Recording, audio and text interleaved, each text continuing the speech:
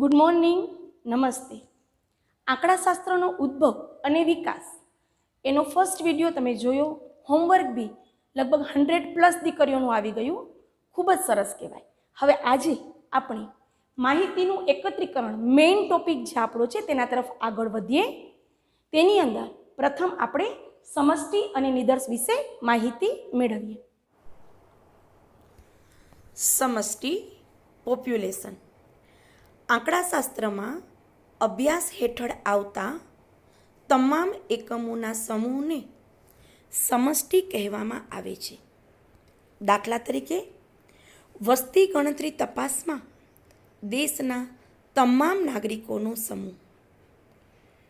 તમે એક વર્ગમાં 60 વિદ્યાર્થીનીઓ હોય તો 60 વિદ્યાર્થીની એ સમષ્ટિ કહેવાય. સમષ્ટિ એટલે તમામ એકમો, વિદ્યાર્થીઓનું વજન. તો 60 વિદ્યાર્થીઓ વર્ગમાં હોય તો એનું વજન, એની ઊંચાઈ, દરેક એકમનો અભ્યાસ કરવામાં આવે એને સમષ્ટિ કહેવામાં આવે છે. સમષ્ટિનું કદ. સમષ્ટિના એકમોની કુલ સંખ્યાને સમષ્ટિનું કદ કહેવામાં આવે છે. તેને સંકેતમાં કેપિટલ N વડે દર્શાવવામાં આવે છે. ખાસ જોજો, સમષ્ટિના કદને કેપિટલ N વડે દર્શાવવામાં આવે છે. જેમ કે મેં તમને કીધું કે વર્ગમાં 60 સંખ્યા હોય તો અહીં તમારું જે કેપિટલ N છે =60 થશે. બરાબર? એટલે ટોટલ સંખ્યા, N એટલે કુલ સંખ્યા, કેપિટલ N. હવે સમષ્ટિમાં આમ જોઈએ તો બે પ્રકાર છે, શાંત સમષ્ટિ અને અનંત સમષ્ટિ. પણ તમારા પુસ્તકમાં ફક્ત શાંત સમષ્ટિનો ઉલ્લેખ છે તો આપણે એ જોઈએ. જો સમષ્ટિના કુલ એકમોની સંખ્યા N ગણી શકાય તેવી હોય, કાઉન્ટ કરી શકાય એવી હોય તો તે સમષ્ટિને શાંત સમષ્ટિ કહેવામાં આવે છે. દાખલા તરીકે કોઈ શાળામાં 1500 વિદ્યાર્થીઓ ભણતા હોય તો આ સમષ્ટિ શાંત સમષ્ટિ છે અને અહીં કેપિટલ N બરાબર 1500 થાય. બરાબર? ગણી શકાય, જે કાઉન્ટ 1500, 2000, 600, તો આ જે છે એ શાંત સમષ્ટિ ગણી શકાય એવી. હવે તમારી બુકમાં ભલે નથી પણ હું તમને કહું, અનંત સમષ્ટિ એટલે આની ઓપોઝ, કે જો સમષ્ટિના કુલ એકમોની સંખ્યા N ગણી ન શકાય તેવી હોય. બોલો તો, યાદ કરો, આવું શું કે ગણી ન શકાય? આકાશમાં તારાની સંખ્યા, આપણા માથાના વાળની સંખ્યા, આ જે છે એ અનંત સમષ્ટિ છે. તેને ક્યારેય આપણે ગણી શકીએ નહીં. હવે આવી આપણે નિદર્શ સેમ્પલ ઉપર. સેમ્પલ શબ્દ ઉપરથી તમને ખબર પડી જશે કે ઘણી બધી ક્વોન્ટિટી હોય એમાંથી થોડુંક એટલે સેમ્પલ. સેમ્પલ પીસ હોય. તમે ખબર હશે કે ઘણા બધામાંથી કોઈ નવી ચાની પ્રોડક્ટ વેચનારા હોય તો એ નાના નાના પાઉચ બનાવીને પહેલાં સેમ્પલ પીસ તૈયાર કરે અને વેચે. બરાબર? તો તમને એ તો ખબર પડી ગઈ કે સમષ્ટિમાંનો એક ટુકડો એટલે નિદર્શ. તો હવે સમજીએ. સમષ્ટિમાંથી કોઈ ચોક્કસ પદ્ધતિ વડે પસંદ કરેલા એકમોના સમૂહને નિદર્શ કહેવામાં આવે છે. નિદર્શના એકમની કુલ સંખ્યા નિદર્શના કદ સ્મોલ n તરીકે ઓળખાય છે. બરાબર? ફરીથી જોઈ લઈએ. કોઈ ચોક્કસ પદ્ધતિ વડે પસંદ કરેલા એકમોના સમૂહને નિદર્શ કહેવાય છે. દાખલા તરીકે તમારો 60નો વર્ગ છે, એમાંથી 2 મોનિટર પસંદ કરીએ છીએ તો સ્મોલ n બરાબર 2 થશે. કેપિટલ N બરાબર કેટલા હતા? 60 હતા. અને સ્મોલ n બરાબર કેટલા થશે? 2 થશે. સ્લાઇડ ઉપરથી તમને એટલો તો ખ્યાલ આવી ગયો કે તપાસ હેઠળના તમામ એકમોનો સમૂહ એટલે સમષ્ટિ અને સમષ્ટિમાંથી યોગ્ય પદ્ધતિ દ્વારા પસંદ કરેલ એકમો એટલે કે નિદર્શ. હવે હું તમને ખૂબ ઇઝીલી સમજાવું. તમે વર્ગમાં બેઠા છો અને 60 દીકરીઓ બેઠી છે તો આ 60 છે એ સમષ્ટિ છે, પણ એમાંથી આપણે 2 મોનિટર પસંદ કરીએ છીએ. બરાબર? તો આ 2 મોનિટર જે પસંદ કરીએ છીએ એ છે આપણો નિદર્શ. પદ્ધતિ કોઈ પણ હોઈ શકે. બરાબર? આપણે કઈ પદ્ધતિ અપ્લાય કરીએ છીએ? વોટિંગ પદ્ધતિ. બરાબર. તો એ ચોક્કસ પદ્ધતિ કહેવાય. હવે હું તમને એના એક્ઝામ્પલ આપું. રૂટીન લાઈફમાં ઘણા બધા એક્ઝામ્પલ એવા હોય છે. આપણું બોડી જ લો, એની અંદર કેટલું બધું બ્લડ છે. હવે કોઈ બી રોગનું સિમ્ટમ્સ ચેક કરવાનું હોય તો આપણે ડૉક્ટર પાસે જઈએ, બરાબર. ડૉક્ટર કહેશે તમારું બ્લડ આપી દે, બરાબર, અથવા તો બ્લડ ગ્રુપ ચેક કરવું છે. એઝ ફોર એક્ઝામ્પલ આપણે બ્લડ ગ્રુપ ચેક કરવું છે તો એના માટે આપણે સિરિંજમાં શું કરશું, થોડુંક બ્લડ લેશું, થોડા ડોટ્સ, થોડા ટીપા, અથવા તો સિરિંજ ભરીને બ્લડ લેશું. તો આ સિરિંજ ભરીને જે બ્લડ છે એ આપણો નિદર્શ છે, જ્યારે હોલ બોડીનું બ્લડ છે એ સમષ્ટિ છે. જો ડૉક્ટર એમ કહે કે ના હો તમારું બ્લડ ગ્રુપ તો મને એક ડોટ્સ તમારી બોડીનું જોઈએ તો જ હું કહું તો શું થાય, રામ બોલો ભાઈ રામ, બરાબર. એટલે અહીંયા સમષ્ટિ તપાસ શક્ય જ નથી, નિદર્શ તપાસ જ કરવી પડે. બીજો વ્યવહારમાં તમને એક ઇઝી એક્ઝામ્પલ દો. ઘરમાં મમ્મી દાળ બનાવે છે, બરાબર છે. આખી તપેલીની જે દાળ છે એ સમષ્ટિ છે. હવે એમાંથી ગોળ બરાબર છે કે નહીં, ખટાશ બરાબર છે કે નહીં, એના માટે શું કરશે તો કે 1 ચમચી દાળ લઈને જે ચાખે છે તો એ જે 1 ચમચી દાળ છે એ નિદર્શ છે. જો મમ્મી એમ કહે તો કે ના હું તો બધું એક ટીપું ચાખીને જ ડિસિઝન લઉં કે બરાબર છે કે નહીં, તો શું થશે, નાશવંત છે, બરાબર, દાળ બચશે જ નહીં. એ જ રીતે ભાતનું એક્ઝામ્પલ લ્યો. છૂટા ભાત આપણે બનાવીએ છીએ, બરાબર. તો શું કરીએ છીએ, ચડી ગયો કે નહીં એના માટે આપણે 2 કે 3 દાણા છે એ ચમચીમાં લઈ અને પ્રેસ કરીએ છીએ. જો કણી જેવું લાગે તો હજી જરૂર છે, અને જો બરાબર પ્રેસ થઈ જાય છે તો ભાત બની ગયું છે. તો આ બની ગયું છે, જે 2 દાણા લીધા એ જે છે એ નિદર્શ છે, અને આખી તપેલીનો ભાત છે એ સમષ્ટિ છે. તો વ્યવહારમાં આવા ઘણા બધા એક્ઝામ્પલ્સ છે કે જેમાં સમષ્ટિ તપાસ શક્ય જ નથી. તમારી ટેક્સ્ટ બુકમાં ઇલેક્ટ્રિક બલ્બનું એક્ઝામ્પલ આપેલું છે, બરાબર. એના અવર્સ પ્રતિ કલાક જે આપણે ચેક કરવાનું હોય છે, હોર્સ પાવર પ્રતિ કલાક, બરાબર. તો એ પણ એ જ રીતે થાય, આખો બલ્બ પ્રોડક્શન થઈ જાય, એમાંથી કોઈ પણ એક પીસ લઈ અને એનો સર્વે કરવામાં આવે, એને મૂકવામાં આવે અને એના ઉપરથી ઉપર પ્રિન્ટ લગાવવામાં આવે કે હોર્સ પાવર પ્રતિ કલાક આટલું. તો આ પણ નિદર્શ તપાસથી જ કરવામાં આવે. સમષ્ટિ તપાસ એક પીસને જોઈ ચેક કરે કે એના ઉપરથી ડિસિઝન લે તો આ શક્ય જ નથી, કારણ કે આ બધી જ વસ્તુઓ કેવી છે, નાશવંત વસ્તુઓ છે. તો વ્યવહારુ જિંદગીમાં ઘણી બધી મેટર એવી છે કે જેમાં નિદર્શ તપાસ કરવી જ પડે. સમષ્ટિ તપાસ વધુ ખર્ચાળ છે, વધુ સમય પણ ખાય છે, બરાબર. તો આ હતા નિદર્શ તપાસના ઇઝી ફની એક્ઝામ્પલ્સ. ઓકે, આગળ વધીએ હવે માહિતી ઉપર. નિદર્શના ફની એક્ઝામ્પલ્સ સમજ્યા પછી જો ચિત્ર દ્વારા તમને બતાવું. સમષ્ટિ ફર્સ્ટ ચિત્રમાં જુઓ કેટલા બધા લોકો છે, અને સેકન્ડ ચિત્ર જુઓ એમાંથી કોઈ ચોક્કસ પદ્ધતિ વડે પસંદ કરાયેલ અમુક વ્યક્તિઓ, એટલે આ જે છે એ નિદર્શ છે.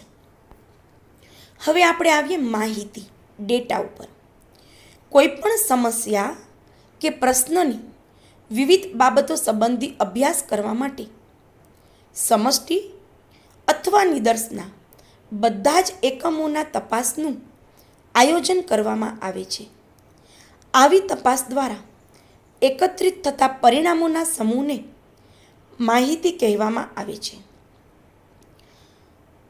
એમ કહેવામાં આવે કે 11A ના વિદ્યાર્થીઓનું વજન, હવે વર્ગમાં 65 સ્ટુડન્ટ્સ છે તો એ સમષ્ટિ છે, ઓકે. અને આ દરેકના વજનની જો નોંધ કરવામાં આવે અને જે માહિતી મળે, 65 સ્ટુડન્ટ્સનું વજનની માહિતી જે મળે, જે ડેટા મળે એને આપણે માહિતી કહેશું. જે એકત્રિત થતું પરિણામ, બરાબર, એ જે છે એ માહિતી બને છે. એ જ રીતે વિદ્યાર્થીઓની ઊંચાઈ, ગુણ, તમારું રિઝલ્ટ છે એ શું છે, તમારું પરિણામ છે એનો એક ડેટા તૈયાર કરીએ છીએ અને એ જે બને છે એ માહિતી બની જાય છે.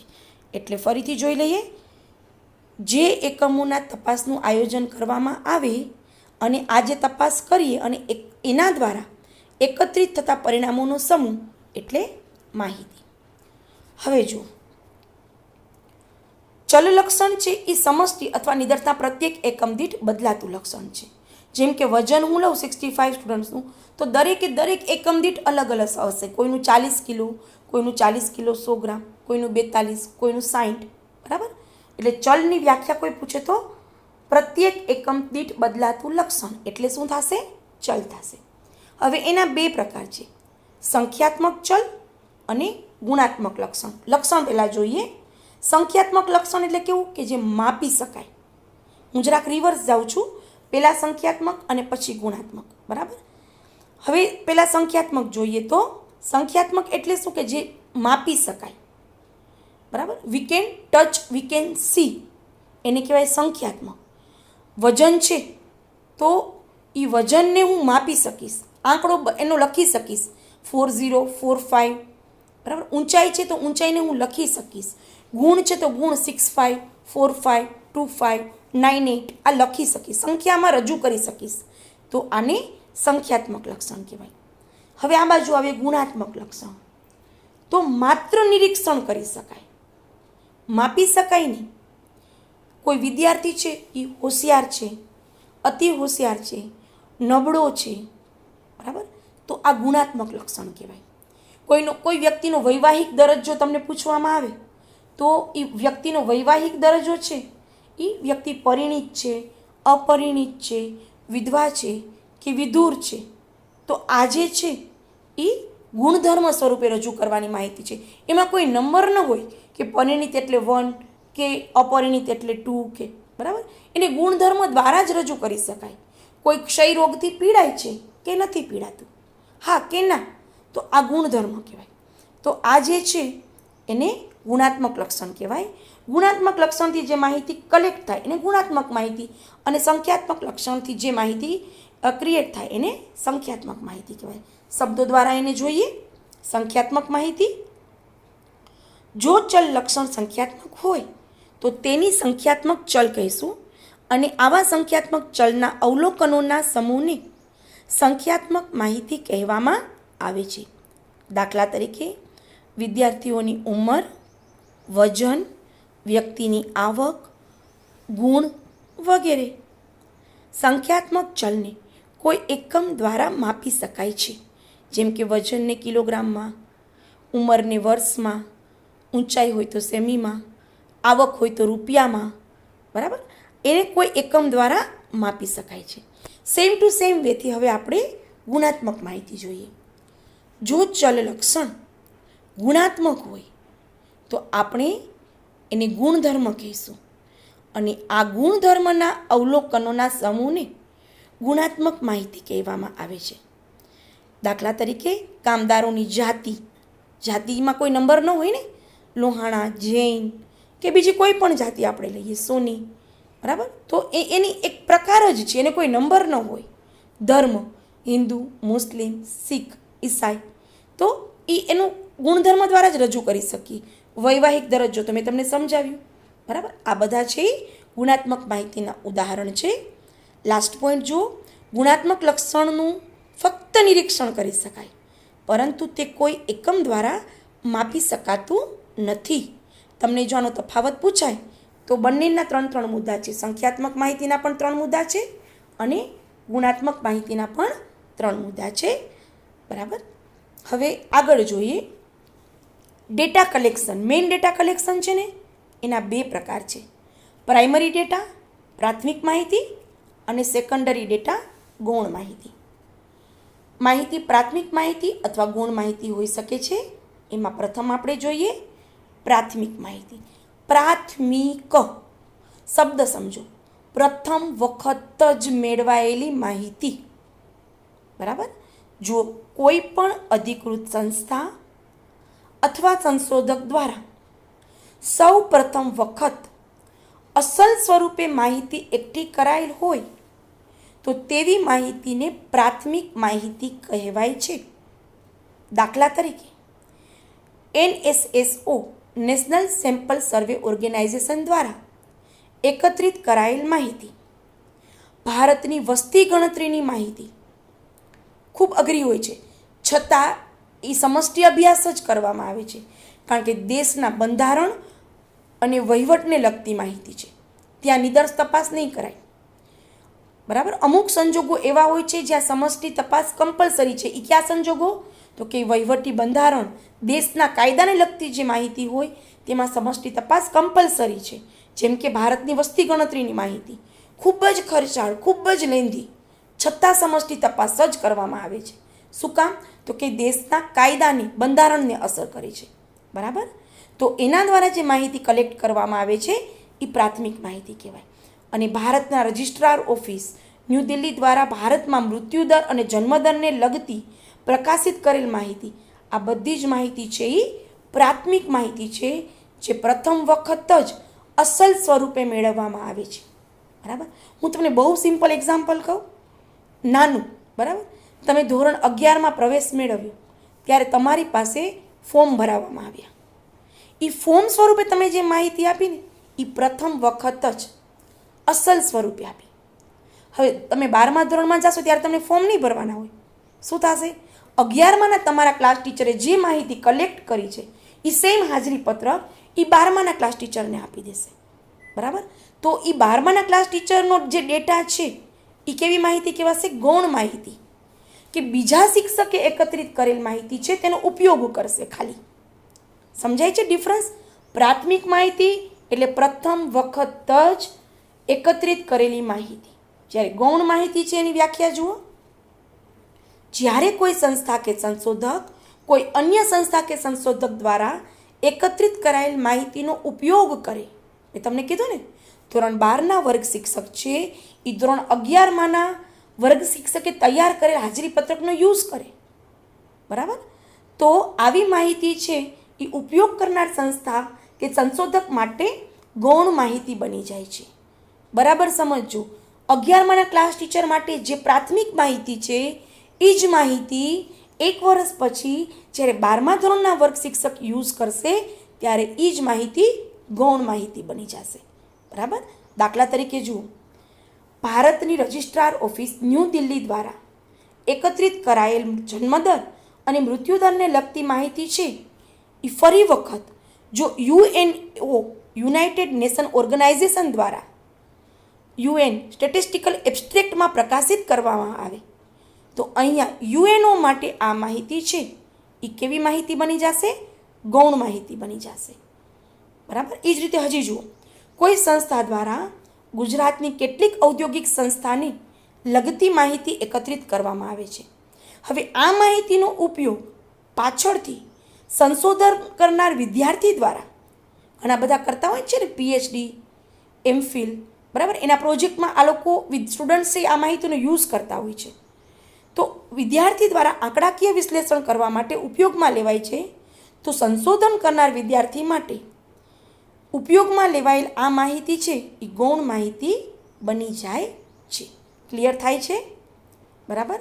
કોઈ એક સંસ્થા કે સંશોધકે એકત્રિત કરેલી માહિતીનો ઉપયોગ જ્યારે બીજી સંસ્થા કે સંશોધક કરે તો તે માહિતી છે એ ગૌણ માહિતી બની જાય છે. હવે આપણે એનો તફાવત જોઈએ. પ્રાથમિક માહિતી અને ગૌણ માહિતી વચ્ચેનો તફાવત. પ્રાથમિક માહિતી એ પ્રથમ વખત જ એકઠી કરાયેલ મૌલિક માહિતી છે, જ્યારે ગૌણ માહિતી એ મૌલિક માહિતી નથી, પરંતુ એકઠી કરાયેલ માહિતી અન્યો દ્વારા ફરીથી ઉપયોગમાં લેવાય છે. તમે પહેલા મુદ્દામાં સિમ્પલ તમારી વ્યાખ્યા પણ લખી શકો કે કોઈ સંસ્થા કે સંશોધક જ્યારે પ્રથમ વખત જ માહિતી મેળવે તો તેને પ્રાથમિક માહિતી કહે છે. અને બીજી બાજુ તમે લખી શકો કોઈ સંસ્થા કે સંશોધક કે કોઈ બીજી સંસ્થા કે સંશોધક દ્વારા એકત્રિત કરાયેલ માહિતીનો યુઝ કરે તો તે ઉપયોગ કરે તો તે માહિતી છે એ ગૌણ માહિતી કહેવાય છે. બીજો તફાવત જોઈએ. પ્રાથમિક માહિતી તપાસ હેઠળના એકમો પરથી જ એકત્રિત કરવામાં આવે છે. તમારી પાસેથી જ ફોર્મ ભરીને 11માના ક્લાસ ટીચરોએ માહિતી મેળવેલી હતી. બરાબર. જ્યારે જુઓ બીજી બાજુ જુઓ, ગૌણ માહિતી એ પ્રાથમિક માહિતીમાંથી લેવામાં આવે છે. બરાબર.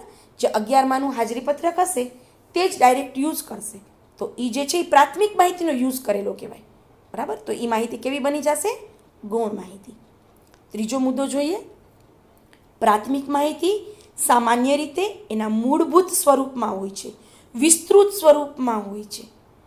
આ વખતે તો તમે COVID-19ને લીધે વર્ગમાં નથી આવ્યા એટલે તમને ખ્યાલ નથી. બધું પેપર અમે ઓન પેપર જ કામ કર્યું છે. પણ નહીંતર શરૂઆતના દિવસોમાં કેવું હોય ખબર છે? તમારા વર્ગ શિક્ષક આ વિસ્તૃત માહિતી એટલે કે ફોર્મનો થપ્પો લઈ તમારા ક્લાસમાં આવે, અધૂરી માહિતી ફિલઅપ કરાવે અને જે કાંઈ તમારે ઓપ્શનલ સબ્જેક્ટ છે કે જે કાંઈ કરવાનું હોય એ ત્યાં ક્લાસમાં 2-3 દિવસ સુધી આ પ્રોસિજર ચાલુ રહે, બરાબર. આ વખતે આપણે ફોન દ્વારા અથવા તો તમને તમારી મુલાકાત લઈને આ માહિતી કમ્પ્લીટ કરી છે, બરાબર. તો વિસ્તૃત સ્વરૂપ જેમાં 11 છે તો એના 60 ફોર્મ્સ છે કે 65 ફોર્મ્સ છે, તો એનો ડેટા આખો મોટો વિસ્તૃત સ્વરૂપ હોય, બરાબર. હવે આપણે બીજી બાજુ જઈએ તો કેવું હશે? યાદ કરો, 12મા ધોરણનો પહેલો દિવસ હશે તો શું થશે? 12માના ક્લાસ ટીચર શું કરશે? તો કે 11માનું જે 10 થી 12 પાનાનું હાજરીપત્રક હશે એ જ લઈને આવશે. તો એનું સ્વરૂપ કેવું હશે? સંક્ષિપ્ત સ્વરૂપ હશે. જ્યારે ઓલું સ્વરૂપ કેવું હશે? વિસ્તૃત સ્વરૂપ હશે, બરાબર. તમે ત્રીજો મુદ્દો તમારા શબ્દોમાં લખો હોય તો લખી શકો કે પ્રાથમિક માહિતીનું સ્વરૂપ છે એ વિસ્તૃત સ્વરૂપ છે, જ્યારે ગૌણ માહિતીનું સ્વરૂપ છે એ સંક્ષિપ્ત સ્વરૂપ છે, બરાબર. આની અંદર જોઈએ તો સામાન્ય રીતેના મૂળભૂત સ્વરૂપમાં હોય છે અને અહીંયા તમને લખેલું છે કે વર્ગીકરણ અને કોષ્ટક રચનાયુક્ત હોઈ શકે છે. ચોથો મુદ્દો જોઈએ, બટ નેચરલ છે. પ્રાથમિક માહિતી એકત્રિત કરવા માટે મોટા પ્રમાણમાં ખર્ચ, સમય અને શક્તિની જરૂરિયાત પડે છે, બરાબર. તમે લોકો આવ્યા, ફોર્મ ફિલઅપ કર્યા, એમાંથી એક એક ડેટા તમારા વર્ગ શિક્ષકે લખ્યો, ફોર્મનો ખર્ચો જુઓ, સમય જુઓ, 2-3 દિવસ પછી વર્ગ બન્યું. પહેલાં ભેગું લિસ્ટ હતું કોમર્સના વિદ્યાર્થીઓનું, પછી એમાંથી ડિરાઈવ થયું સબ્જેક્ટ પ્રમાણે 11A 11B. તો આમાં સમય અને શક્તિની જરૂરિયાત પડે છે. જ્યારે ગૌણ માહિતી મેળવવા માટે ખર્ચ, સમય, શક્તિની જરૂરિયાત પ્રાથમિક માહિતીની કમ્પેરિઝનમાં કેવી પડે છે? ઓછી પડે છે, બરાબર. અને છેલ્લો મુદ્દો છે, પ્રાથમિક માહિતી સામાન્ય રીતે વિશ્વસનીય હોય છે, બરાબર. જોજો શું કામ વિશ્વસનીય હોય છે?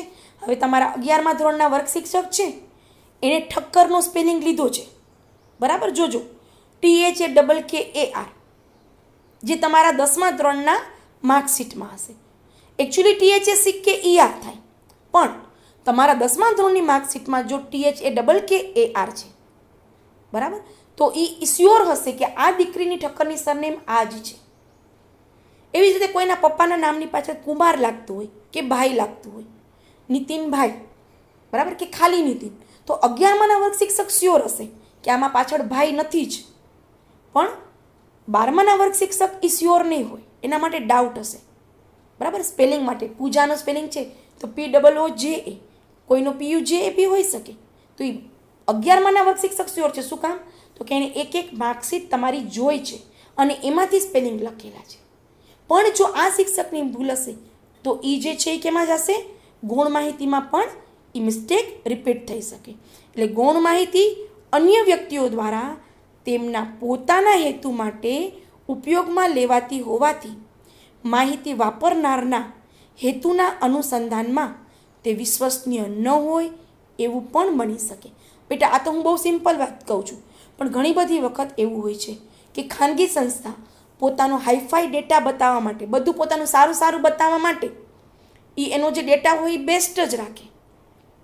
હવે એ વર્ચ્યુઅલ ડેટા હોય, રિયલ ન હોય, અને જો એ માહિતીનો યુઝ બીજી કોઈ સંસ્થા કરે તો એના માટે જોખમકારક સાબિત બની શકે, બરાબર.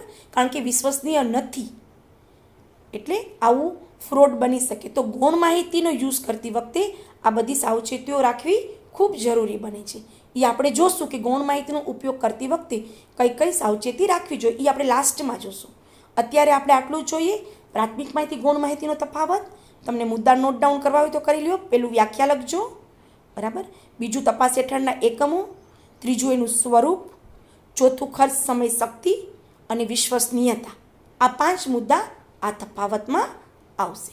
સેક્શન C અથવા તો સેક્શન Dમાં આ પ્રશ્ન ડિટેલમાં પૂછાઈ શકે.